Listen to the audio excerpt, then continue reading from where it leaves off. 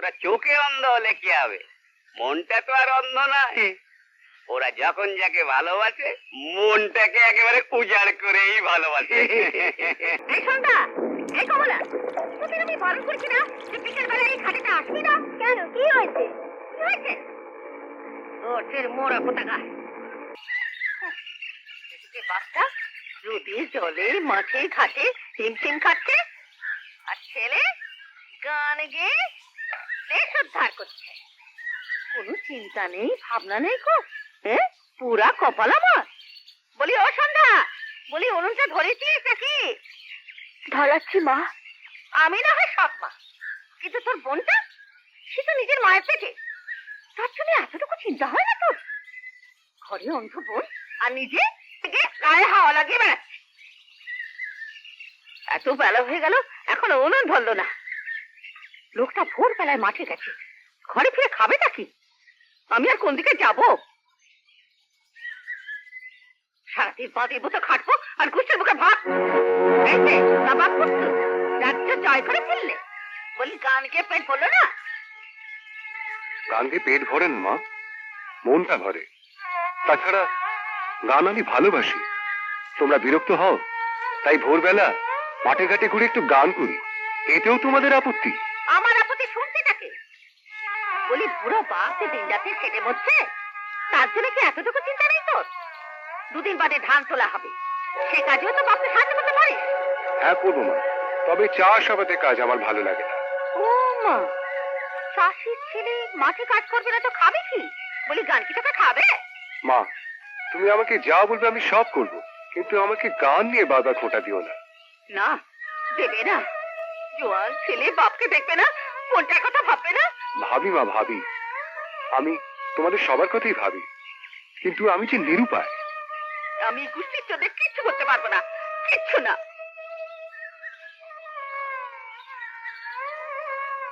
সন্ধ্যা, তুই আমি কিছু বলবি না? আমি কি বলবো দাদা, আমি কি করবো?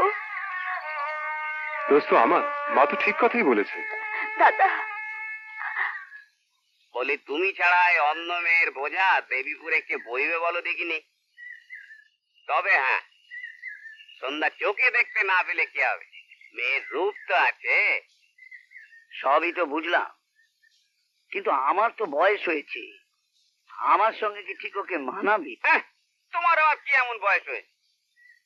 তাছাড়া ওদিকেও তো মেঘে মেঘে বেলা বেড়েছে গো, ওরও তো বিয়ের বয়স পেরিয়ে গেছে। তা ঠিক, ওসব বাদ দিয়েই বলছি, সন্ধ্যাকে আমার খুব পছন্দ। চোখে নাই বা দেখলো? ওরা চোখে অন্ধ হলে কি হবে, মনটা তো আর অন্ধ নয়। ওরা যখন যাকে ভালোবাসে মনটাকে একেবারে উজাড় করেই ভালোবাসে।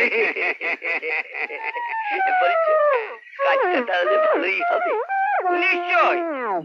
শোনো, কবিতাকে আমি খবর দিয়ে এসেছি, ও এলে ওর এই জমির বন্ধকি দলিলটা তুমি ফেরত দিয়ে দিও, আর 4,000 টাকা ওই সুদে আসলে আছে না, ওটা মুকুব করে দিও। ঠিক আছে? তাই হবে। তোমরা যদি বলো আরো কিছু হবে, একটা দিন ভবিষ্যৎ বলে কথা। হ্যাঁ, কবিতা এলে কথাটা আমি পারবো, বাকিটা আমি শেষ করবো। তোমরা যখন বলছো তখন। সত্যি মেয়েটাকে আমার উদ্ধার করতেই হবে, সে যে কোনো দামি হোক।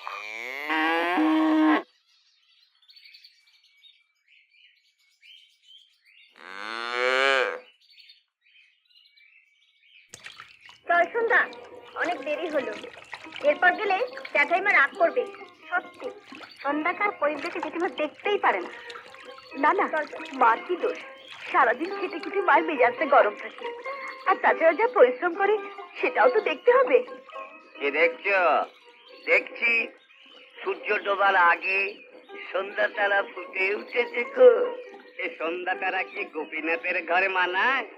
তোমারও বাগানে জল জল করবে গো। বলছো? এই সন্ধ্যা, তাড়াতাড়ি ঘরে চল। কেন রে? চল আগে ঘরে চল না, সব আমার হাতটা ধর। হ্যাঁ চলো। আয় না। এই সন্ধ্যা, এই কমলা, তোকে আমি বারণ করছি না যে বিকেল বেলায় এই খাটেটা আসবি না। কেন, কি হয়েছে? কি হয়েছে? তোর মোড়া কোথাকা ভেবেছে গায়ে তো কোনো মানুষ নেই। না না, একটা শেয়ানা মেয়ে, তাই অন্ধ, তাকে কি কখনো মারি? না না না না না। বিশ্বাস হচ্ছে না তো? তুমি ওই পুণ্যকে ডেকে জিজ্ঞেস করো। এই পুণ্যে, ও তো তোর পাশের বাড়িতেই থাকে। পুণ্যে, পুণ্যে। কি হলো কি? অত চেঁচাচ্ছ কেন? আরে ওই গোপীদার বউ ওর মেয়েকে সবসময় গালমন্দ মারধর করে না? করে না আবার? একই অন্ধ মেয়ে, সব সময় খিট খিট খিট। তার উপর মারধর তো লেগেই আছে। মেয়েটারও কপাল। ঠিক আছে, তুই তোর কাজে যা। কে হলো? আসুন আসুন গোপীদার। কাকা, নেপাল আমায় ডেকেছো?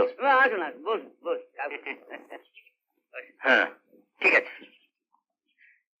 সরকার মশাই, গোপীদার দলিলটা নিয়ে আসুন। আগে যাই। এখন দলিল মানে আমার যা ঋণ আছে সেটা? আসল টাকা 4,000, এই মাস পর্যন্ত দূষণের সুদ 450, তাহলে হলে গিয়ে মোট।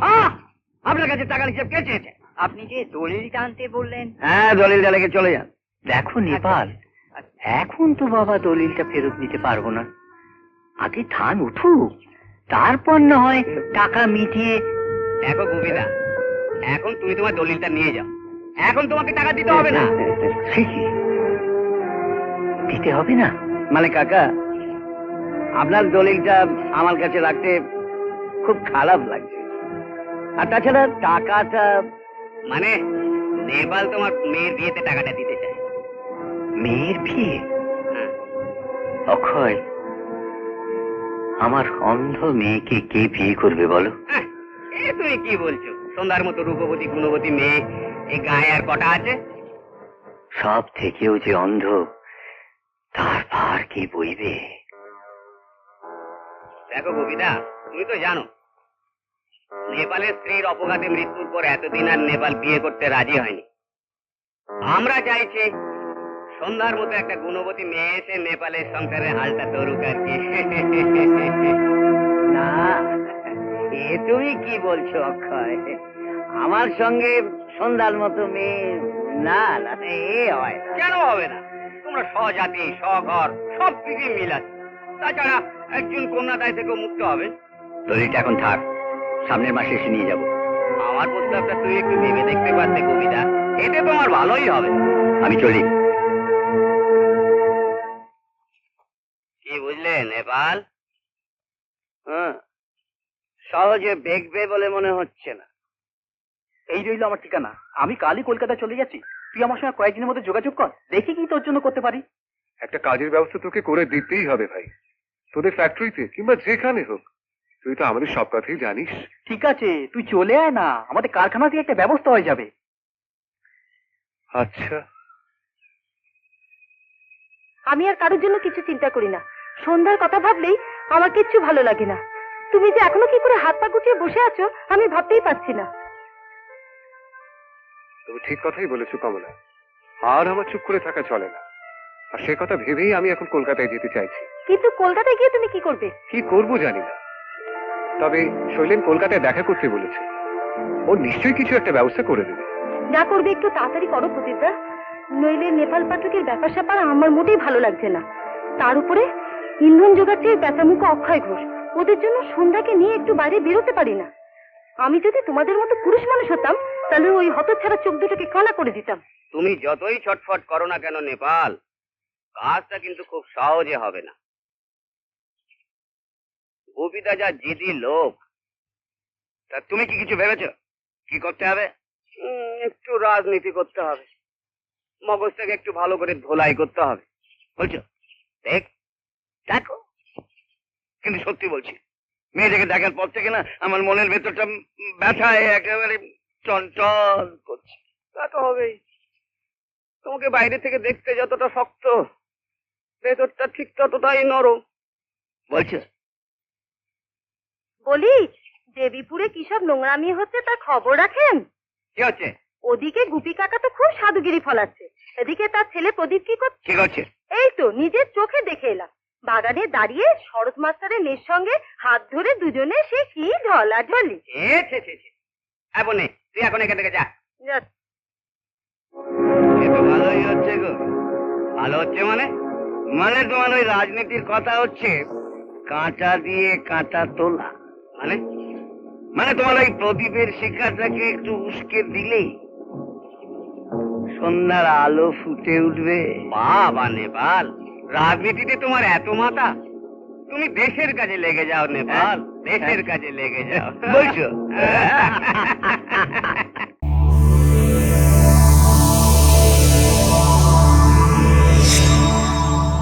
এরকম আরো অনেক সিনেমা দেখতে হলে ডাউনলোড করুন ক্লিক অ্যাপ।